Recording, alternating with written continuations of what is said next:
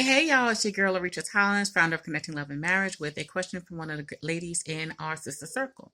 So she wanted to know, how can she get her husband to see her transformation, to see her change. Basically, she went through Balanced Wife Life, and well, she's actually in the group coaching program now, and she wants to make sure that her husband gets to see the difference in her. Um, and sometimes he disregards her progress. He disregards like things that she does for him. So number one, first thing I always tell my ladies, never do something for your husband. Don't do it for recognition. Don't do it so that he approves. Don't do it so that don't do it with the desire only for him to say, baby, you did a good job. Baby, that's amazing. Why? Because you'll end up disappointed sometimes, okay? When we put expectations on other people that they're unaware of, they might very well appreciate what you've done for them. But, through work and stuff going on in life, they might not respond the way you want them to respond, okay? So don't necessarily do it with anticipation that, okay, I know I've made it once he says, okay, I did a good job, or that my personality's changed. Basically, she's kind of like me, kind of feisty, and she's doing an amazing job at controlling her temper. Okay, not that she was crazy, but how sometimes, if you like me, sometimes people do stuff and it irritates you, and be like, you know what? I need to calm down before I say something I don't want to say. Okay. So when I talk about anger management and stuff like that, I'm not talking about women that beat on their husbands and, be tearing the house up. I'm talking about women who have a tendency to want to help people get understanding, help them get their life together. And if you get your feelings hurt, then you get your feelings hurt. Okay. But so with her, I told her first thing is make sure you're not doing it just for his approval, just for him to say, well done, honey. Okay. So that's the first thing.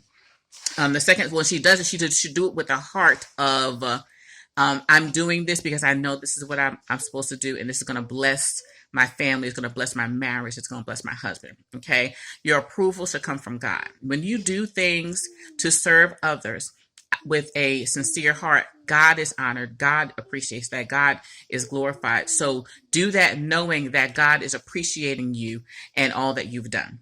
Okay. So, and then number two, sit down and have a conversation. Every week I tell my ladies to have pillow talks, some time to spend with your hubby to go over things. There's a format that I suggest that they go over.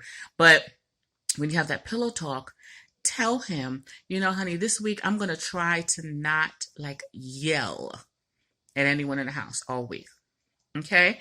That way you put it in his mind. Oh, this is what she's working on. So now I know to be a little bit more observant in what she's doing, because he'll be so busy enjoying the fact that you're not yelling that he won't necessarily say, babe, you've been doing a good job not yelling. Okay. So, and that's, we're human. He's human. Okay. So that's the second thing. Make sure you have a talk with him. Let him know what skill you're building or working on, and just make him aware of it. And three, keep track of it. Okay. I literally, them days when I know, for example, when I was working on my temper. Okay. Remember, not that we beating up on folk in the house, but it's just a little attitude, yelling and stuff. On the calendar, I would literally put down a heart for every day that I did not yell. Okay. One of the ladies in my group, she has a tendency to curse. So I told her, every single day that you don't curse, put a heart on your calendar. Keep track of it to remind you that you're doing an amazing job. The worst thing you want to do is keep doing well, and then the one day that you mess up, it's like, oh, I haven't been doing well. No, look at the calendar. For the past 34 days, you have not cursed at all. And on this one day, you got a little hot-headed and you cuss. Okay.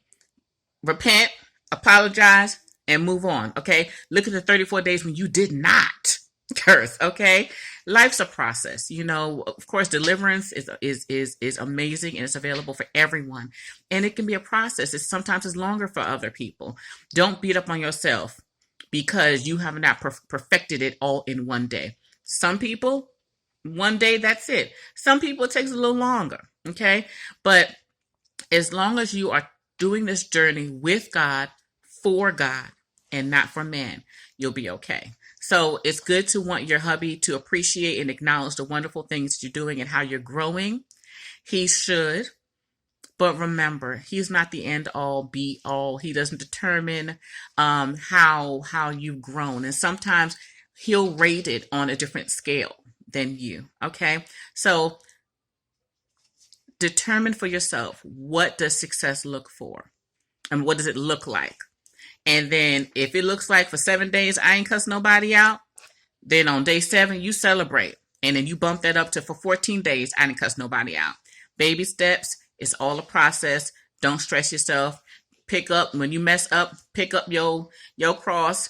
Ask for forgiveness and do better. All right. Love you. Click the link in my bio. I got some amazing stuff in there. Okay. Got a free course going on this month. Plus, we got our wives Bible study coming up soon. So get on my list. All right. Love you. Have an amazing day. Bye.